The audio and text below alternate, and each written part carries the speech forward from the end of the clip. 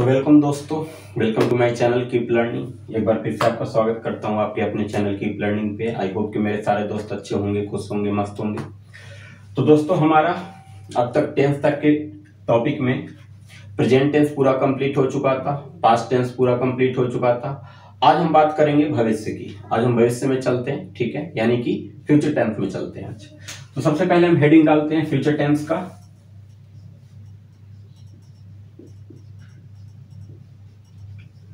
Future tense. अब इसको ध्यान से समझना है। फ्यूचर टेंस का मतलब क्या होता है? अगर हिंदी मीनिंग देखें तो फ्यूचर टेंस का मतलब होता है भविष्यत का। भविष्यत का। तो दोस्तों, फ्यूचर टेंस का मतलब भविष्यत काल, भविष्य काल।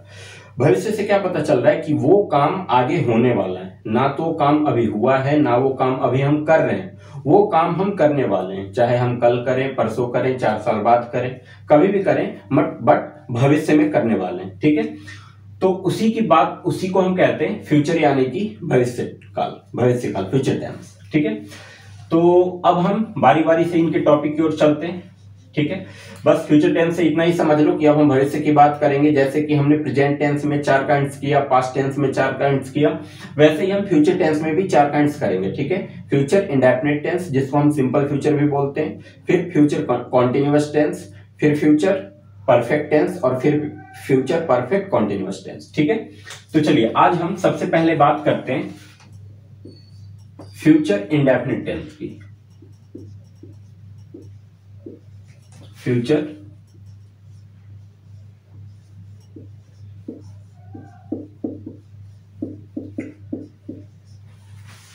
इंडेफिनिट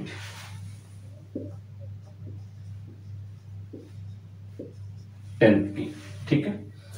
अब समझेंगे कि फ्यूचर इंडेफिनिट टेंस होता क्या है, यानी कि अगर इसकी एक और नाम की बात करें तो इसको हम सिंपल फ्यूचर भी बोल सकते हैं। सिंपल फ्यूचर भी बोल सकते हैं, ठीक है। तो देखिए, पहला टॉपिक है हमारा फ्यूचर इंडेफिनिट टेंस, जिसको हम सिंपल फ्यूचर भी कह सकते हैं, ठीक है। अब इसमें बात ये आती है कि इसको पहचाना कैसे जाए भाई। सपोज करो कि मैं आपको एक सेंटेंस देता हूं, ठीक है। तो आप अब कैसे पहचान करोगे कि ये सेंटेंस जो मैंने आपको दिया है, ये सेंटेंस फ्यूचर इंडेफिनिट टेंस का वाक्य है? जब तक आप सेंटेंस की पहचान नहीं करोगे, तब तक आप सेंटेंस को बनाओगे कैसे? समझ रहे हो बात को? क्योंकि पहचान आने के बाद जब ही तो हम उसका स्ट्रक्चर यूज करेंगे। जैसे बात अगर मैथ की करें तो क्वेश्चन समझ में आने के बाद ही तो हम बनाएंगे। जब तक हम क्वेश्चन समझ नहीं पाएंगे तब तक बनाएंगे कहां से? सपोज कि अलजेब्रा से कोई सवाल हो, अब मुझे पता होना चाहिए ना कि ये क्वेश्चन a प्लस बी के होल स्क्वायर पे जा रहा है, तभी तो हम a प्लस बी का होल स्क्वायर का फॉर्मूला ओपन करेंगे। समझ रहे हो बात को? तो सबसे पहला काम जो होगा हमारा, वो सेंटेंस को पहचानने का होगा। जैसे ही एक बार सेंटेंस पहचान में आ गई कि हाँ भाई ये सेंटेंस इस टेंस का वाक्य है, वैसे ही हम क्या फटाफट उसका स्ट्रक्चर याद करेंगे और उसको बना मारेंगे, ठीक है। तो चलिए, सबसे पहले हम इसको पहचानेंगे कि फ्यूचर इंडेफिनिट टेंस का वाक्य कैसे होता है। तो उसके लिए पहले मैं एक स्टेटमेंट लिखता हूं, जैसा कि मैं हर टेंस में लिखते आया हूं अभी तक। तो इसमें भी एक स्टेटमेंट लिखूंगा, इससे आपको समझने में और याद रहने में आसानी होगी, ठीक है। तो चलिए, सबसे पहले हम देखते हैं कि इसका पहचानने का नियम क्या है। तो जिस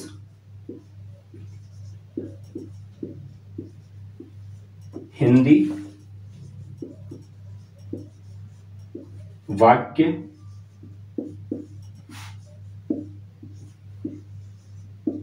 क्रिया के अंत में गा, गे, गी,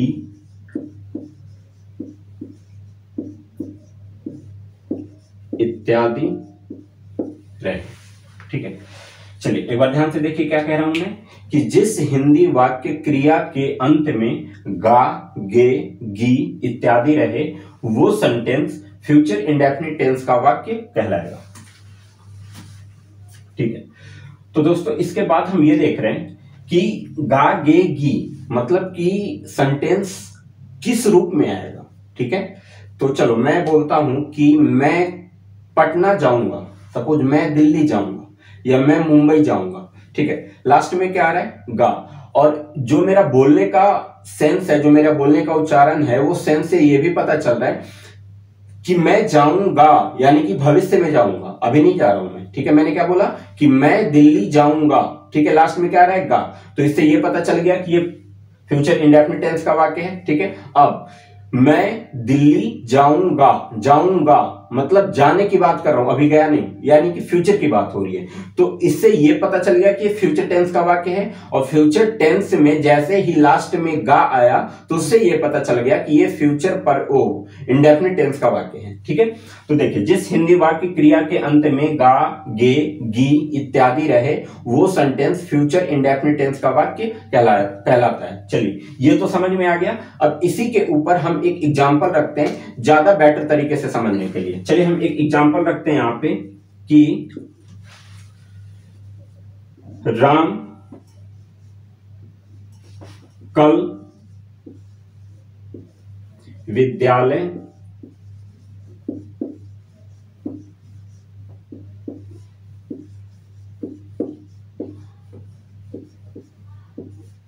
जाएगा। मैंने क्या लिखा कि राम कल विद्यालय जाएगा, ठीक है। चलिए, सबसे पहले अब इस सेंटेंस को एक बार हम ध्यान से देखते हैं। लास्ट में मुझे दिख रहा है, मैंने क्या बोला कि जिस हिंदी वाक्य क्रिया, क्रिया यानी कि वर्ब, और इस सेंटेंस में वर्ब मेरा क्या होगा, जाना, ठीक है। जाएगा यानी कि जाना वर्ब हुआ। तो और जाना यानी कि वर्ब, वर्ब यानी कि क्रिया, और जाना के लास्ट में क्या लगा हुआ है, गा लगा हुआ है, ठीक है। तो मैंने यही तो लिखा है कि जिस हिंदी वाक्य क्रिया के अंत में गा, गे, गी रहे, क्रिया हमारा जाना हुआ, जाना, और इसके लास्ट में गा लग गया। तो अब हमें ये तो पता चल गया कि ये हमारा जो सेंटेंस है ये फ्यूचर इंडेफिनिट टेंस का वाक्य है। चलिए, हमने सेंटेंस की पहचान करना सीख लिया, ठीक है। अब हम ये देखते हैं कि जब भाई सेंटेंस पहचान में आ चुकी है तो अब इसको हम बनाएंगे कैसे। तब हमारे माइंड में एक सवाल आता है कि भाई कोई ना कोई तो बनाने का नियम होगा, इसका स्ट्रक्चर कुछ ना कुछ तो होगा। अगर पहचानने का नियम है तो इसको बनाने का भी तो नियम होना चाहिए। तो चलिए, अब मैं यहाँ पे आपको एक स्ट्रक्चर दे रहा हूं जिसका वो फ्यूचर इंडेफिनिट टेंस का, जिस स्ट्रक्चर के थ्रू हम इस सेंटेंस को बनाएंगे, ठीक है। तो सबसे पहले हम ये जो बीच वाली स्ट्रक्चर पहचानने का नियम लिखे इसको मिटा देते हैं और यहां पे हम बनाने का नियम लिखते हैं, ठीक है। जैसा कि अभी तक हम टोटल 8 सेंटेंस कर चुके हैं, 4 प्रेजेंट में, 4 पास्ट में, अब हम 4 फ्यूचर में करेंगे, ठीक है। मैं हर काइंड्स का अलग अलग वीडियो इसलिए आपके पास बना के लेके आ रहा हूं ताकि आपको समझने में आसानी रहे। आप मतलब ये देख के आपको ये ना लगे कि अरे ये तो बहुत लंबा टॉपिक है, कैसे याद होगा। तो आप एक एक वीडियो भी रोज करके समझेंगे। चलिए मान के चलिए कि एक वीडियो को आप कम से कम 5 दिन टाइम लीजिए, ठीक है। एक वीडियो अगर 5 दिन आप लगातार एक वीडियो के रिवाइज करेंगे तो इस तरीके से याद होगा कि बिल्कुल ये लाइफ टाइम मरते दम तक आपके माइंड से नहीं निकलेगा, बिल्कुल फिक्स हो जाएगा। जब भी आपको टेंस की जरूरत पड़ेगी ऑटोमेटिक याद आ जाएगा, हर वो चीज सही तरीके से याद आ जाएगा, ठीक है। बट भाई किसी चीज को अगर परफेक्ट बनाना हो तो उस पर प्रैक्टिस ज्यादा करनी पड़ती है। तो आपको बात पता ही होगा, ठीक है, कि हम परफेक्ट कब बनते हैं, जब उस पर बहुत ज्यादा हमारी प्रैक्टिस होती है। मतलब जितना ज्यादा हमारी उस पर प्रैक्टिस होगी हम उतना ज्यादा उस पर परफेक्ट बनते जाएंगे, ठीक है। और जैसा कि मैंने पहले भी बता दिया है, टेंस समझना बहुत ज्यादा जरूरी है, ठीक है। एक बार टेंस समझ में आ गया तो आप अंग्रेजी बोलना भी सीख जाओगे, यानी कि इंग्लिश स्पोकन में बात भी करना सीख जाओगे, ठीक है। किसी के थ्रू नहीं, कोई सिखाने वाला मिले या ना मिले, आप अगर खुद के आईने के सामने भी खड़े होकर प्रैक्टिस करेंगे तो मैं गारंटी लेता हूं कि 3, 4, 5, 6 महीना भी लग सकता है आपको, लेकिन कंफर्म है कि आप सीख जाओगे खाली टेंस के अंदर से ही, क्योंकि सारे रूल्स आपको यहीं पे मिलने वाले, ठीक है। तो चलिए अब हम आते हैं अफर्मेटिव सेंटेंस पे। हर टेंस में मैंने 3 टाइप के सेंटेंस करवाया आपको, affirmative sentence, negative sentence, interrogative sentence, ठीक है। तो आज हम फ्यूचर इंडेफिनिट टेंस की सबसे पहले हम बात करेंगे अफर्मेटिव सेंटेंस की, जिसका स्ट्रक्चर है सब्जेक्ट प्लस शैल या विल प्लस वर्ब की फर्स्ट फॉर्म प्लस ऑब्जेक्ट। देखिए, सब्जेक्ट प्लस शैल या विल प्लस वर्ब की फर्स्ट फॉर्म प्लस ऑब्जेक्ट, ठीक है।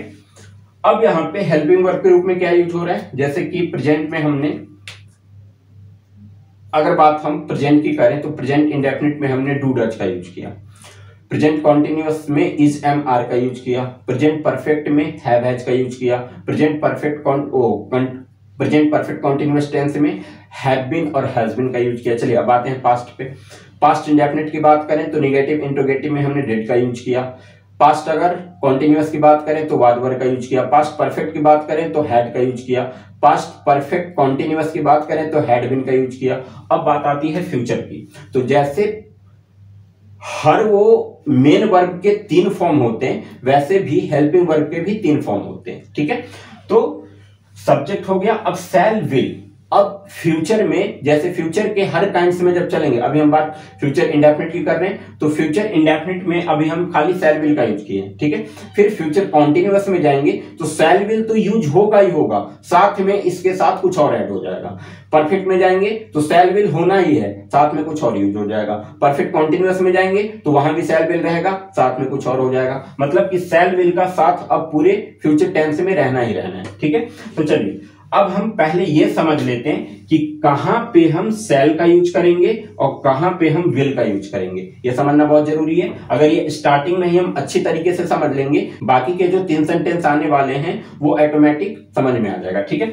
तो चलिए हम देखते हैं कि कहां पे हमें यूज करना है शैल का और कहां पे यूज करना है विल का। तो सबसे पहले मैं यहां पे आपको शैल विल का यूज बता देता हूं, ठीक है। सबसे पहले हम बात करते हैं शैल का। तो देखिए शैल का यूज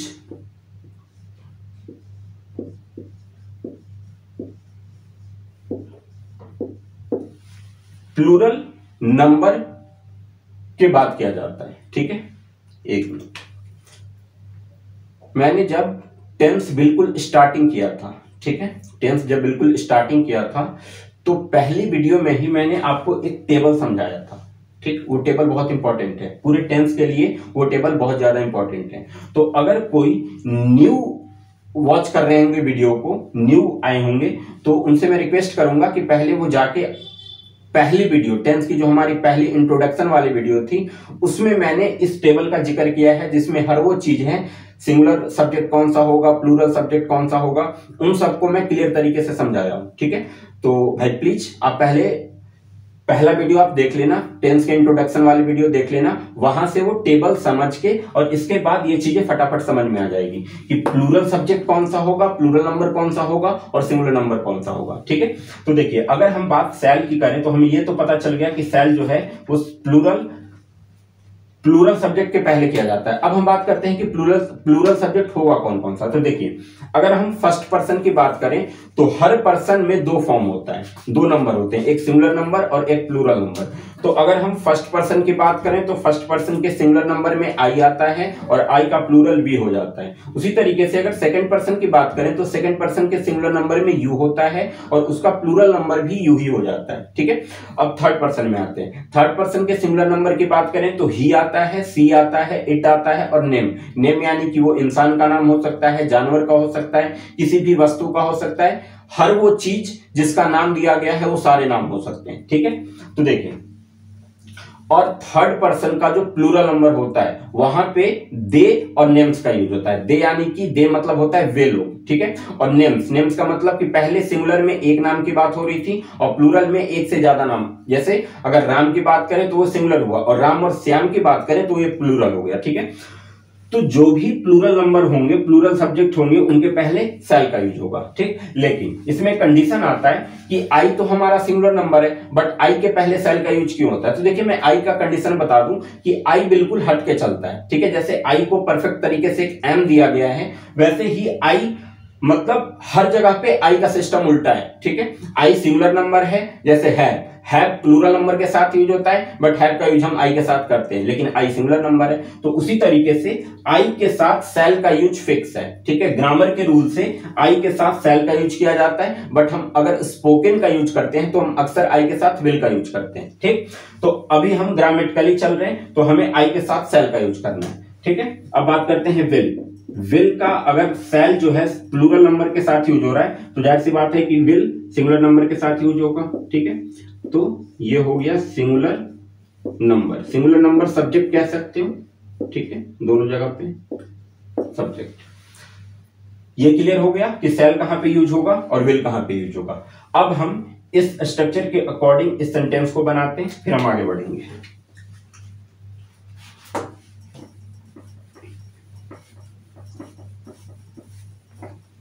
चलिए देखिए, राम कल विद्यालय जाएगा, इसका स्ट्रक्चर क्या था, सब्जेक्ट प्लस सेल या विल प्लस वर्ब की फर्स्ट फॉर्म प्लस ऑब्जेक्ट। तो सबसे पहले हमसे सब्जेक्ट मांगा जा रहा है और इस सेंटेंस में अगर देखें तो सब्जेक्ट हमारा राम है, तो राम की जगह पे हम इंग्लिश में RAM लिख देंगे, राम हो गया, ठीक है। अब देखना है कि राम के साथ हम सेल का यूज करें या राम के साथ हम विल का यूज करें। तो पहले हमें यह देखना होगा कि राम जो है वो सिंगुलर नंबर है या प्लूरल नंबर है। तो देखिए बात यहां पे सिर्फ राम की हो रही है, राम मतलब अकेला आदमी है, ठीक है।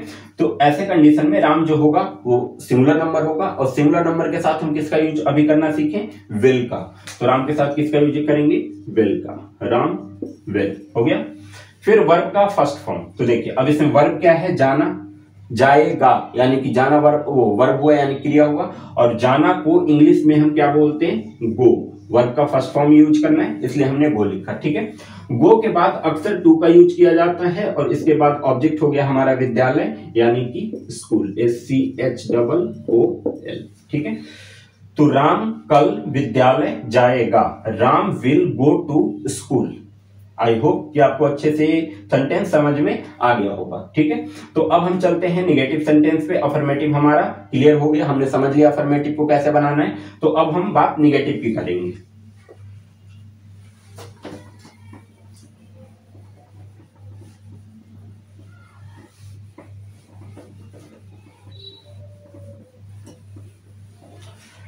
ठीक है, पहले हम निगेटिव का स्ट्रक्चर लिख लेते हैं।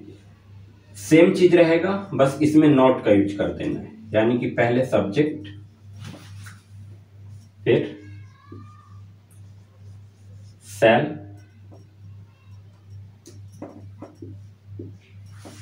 सब्जेक्ट प्लस सेल या विल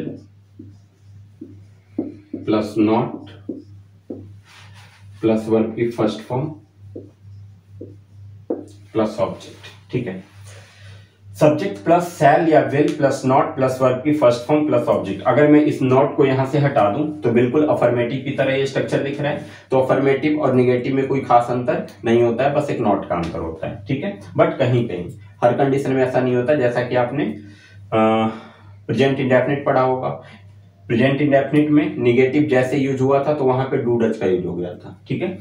अगर पास्ट इंडेफिनिट पढ़ा होगा तो अफर्मेटिव में कुछ और था, निगेटिव में कुछ और हो गया था। तो हर कंडीशन में ऐसा नहीं होता, ठीक है। तो चलिए, सब्जेक्ट प्लस सेल या will plus not plus verb की फर्स्ट फॉर्म प्लस ऑब्जेक्ट, ये निगेटिव सेंटेंस का स्ट्रक्चर हो गया। अब इस पे एक हम एग्जांपल रख लेते हैं। हम लोग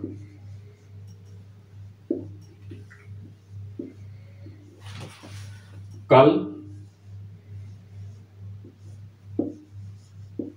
क्रिकेट नहीं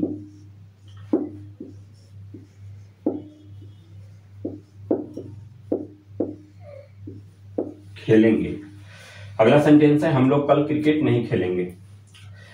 मेरे हिसाब से जो मैंने अफर्मेटिव सेंटेंस का वाक्य बनाया था उसमें कल का यूज किया था, बट उसको ट्रांसलेट करते समय मैंने कल पे ध्यान नहीं दिया। चलिए कोई नहीं, मैं इस सेंटेंस में इसको अच्छे से समझा दे रहा हूं, ठीक है।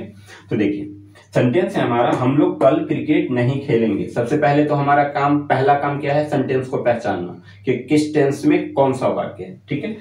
तो जैसे ही लास्ट में गा गे गी दिख गया, मतलब ये तो हमें पता चल गया कि ये बात फ्यूचर की हो रही है, तो टेंस तो हम कंफर्म हो गए कि हाँ भाई ये फ्यूचर टेंस का वाक्य है। और फ्यूचर टेंस में किसका वाक्य है, तो फ्यूचर टेंस में मैंने अभी समझाया था आपको कि जिस हिंदी वाक्य क्रिया के अंत में गा गे गी इत्यादि रहे वो सेंटेंस फ्यूचर इंडेफिनिट टेंस का वाक्य कहलाता है, ठीक है। तो हम लोग कल क्रिकेट नहीं खेलेंगे, लास्ट में ये लगा हुआ है, इसका मतलब कि ये फ्यूचर पर इंडेफिनिट टेंस का वाक्य होगा। तो इसमें ये नहीं लगा है, मतलब निगेटिव सेंटेंस का वाक्य हुआ। तो अब इसको निगेटिव स्ट्रक्चर के अकॉर्डिंग इस सेंटेंस को हम ट्रांसलेट करेंगे इंग्लिश में, ठीक है। तो सबसे पहले हमसे सब्जेक्ट मांगा जा रहा है, और अगर हम हिंदी सेंटेंस में देखें तो हमारा सब्जेक्ट है हम लोग, और हम लोग का अगर इंग्लिश मीनिंग देखें तो हम लोग का होता है वी मतलब हम लोग। अब दिमाग में आया कि अब भाई वी के साथ सेल का यूज करें या विल का यूज करें। ठीक है, तो इससे पहले हम ये पता करेंगे कि जो वी हमारा है ये सिंगुलर सब्जेक्ट है या प्लूरल सब्जेक्ट है। तो वी का मतलब हम लोग, देखो हम में लोग का भी यूज हो रहा है, मतलब कि एक तो हम यानी कि मैं हूं और बाकी के और भी लोग हैं, तो इसका मतलब ये हुआ कि ये हमारा प्लूरल नंबर बन गया। और प्लूरल नंबर के साथ हम किसका यूज करते हैं? सेल का। ठीक है, तो वी सेल हो गया, सेल का भी यूज कंप्लीट। अब हम बात करेंगे नॉट की। तो नॉट का तो सीधे सीधे लगा देना, इसमें तो कोई लॉजिक है ही नहीं, तो नॉट लगा दिया। इसके बाद वर्ब का फर्स्ट फॉर्म, यहां पे देखिए वर्ब का फर्स्ट फॉर्म। और वर्ब हमारा क्या है? खेलना, यानी कि प्ले। वर्ब का फर्स्ट फॉर्म यूज करना था और प्ले हमारा वर्ब का फर्स्ट फॉर्म ही है। तो प्ले, अच्छा क्या नहीं खेल रहे, वर्ब के फर्स्ट फॉर्म तक तो कंप्लीट हो गया। अब लास्ट में आता है ऑब्जेक्ट, और ऑब्जेक्ट मेरा क्या है? Cricket, CRICKET।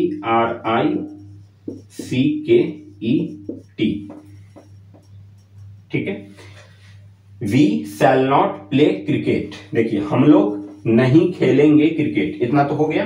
अब बच गया कल।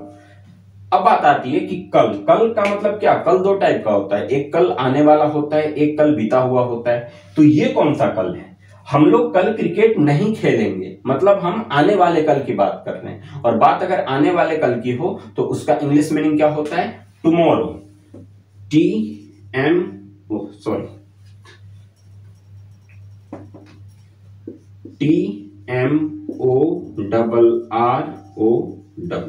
ठीक है, we shall not play cricket tomorrow. Negative sentence में कंप्लीट। आई होप कि आपको समझ में आ गया होगा। कुछ डाउट हो तो जरूर कमेंट करें, हम आपके डाउट को एकदम 110% क्लियर करेंगे। ठीक है, तो चलिए अब हम बात करते हैं इंट्रोगेटिव सेंटेंस की।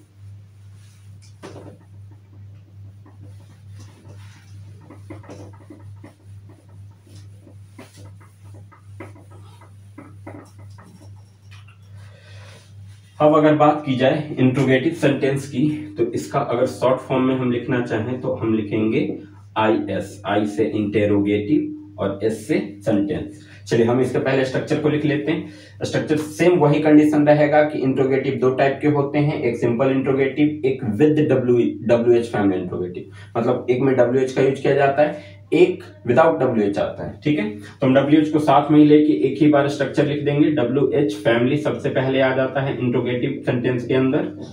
इसके बाद हमारे हेल्पिंग वर्ब आते हैं, यानी कि शैल और विल।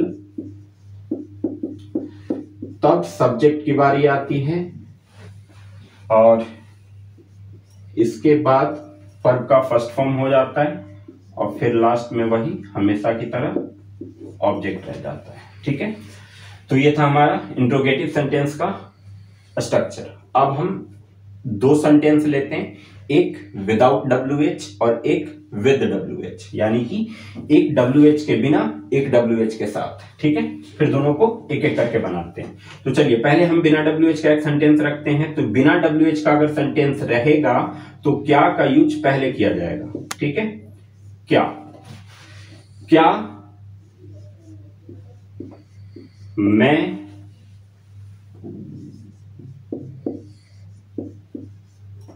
बाजार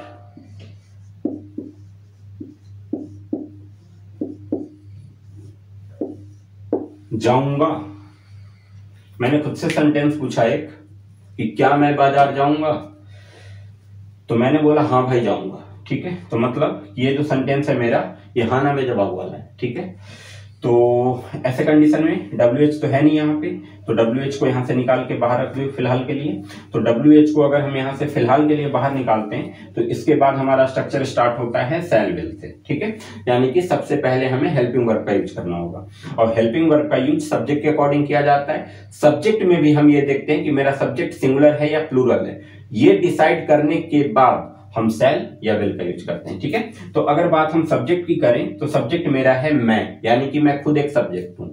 तो अगर मैं सब्जेक्ट हूं तो अगर मैं अपनी बात कर रहा हूं तो मैं अकेला हूं। अगर मैं अकेला हूं तो मैं सिंगुलर नंबर हुआ, और अगर मैं सिंगुलर नंबर हुआ तो मेरे साथ किसका यूज होना चाहिए था? विल का, बट मेरे साथ शैल का यूज होगा। क्यों होगा? क्योंकि मैं आई हूं, आई स्पेशल होता है। ठीक है, तो सबसे पहले हमने यूज कर दिया शैल का।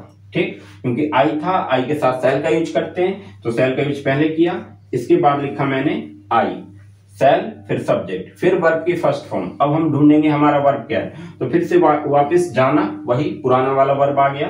तो सेल आई गो, वर्ब का फर्स्ट फॉर्म यानी कि गो, प्लस ऑब्जेक्ट, कहां जा रहा हूं मैं, बाजार। और मैंने पहले ही बताया था कि गो के साथ अक्सर टू का यूज किया जाता है, तो गो टू, बाजार का क्या कहते हैं, बाजार को मार्केट, और इसके बाद क्वेश्चन मार्क। ये हो गया हमारा सेंटेंस पूरी तरीके से कंप्लीट। ठीक है, तो ये तो था बिना WH के। अब हम करेंगे WH के साथ एक सेंटेंस को। तो चलिए इसको मैं अभी फिलहाल के लिए मिटा रहा हूं और एक WH वाला सेंटेंस लिख रहा हूं।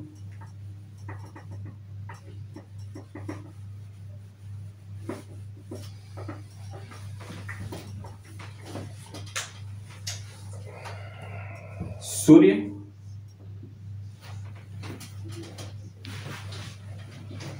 पूरब में नहीं, हम सूर्य को अस्त करते हैं। अच्छा, सूर्य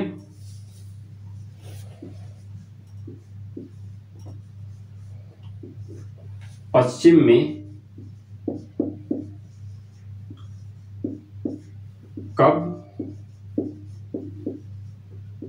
अस्त होगा।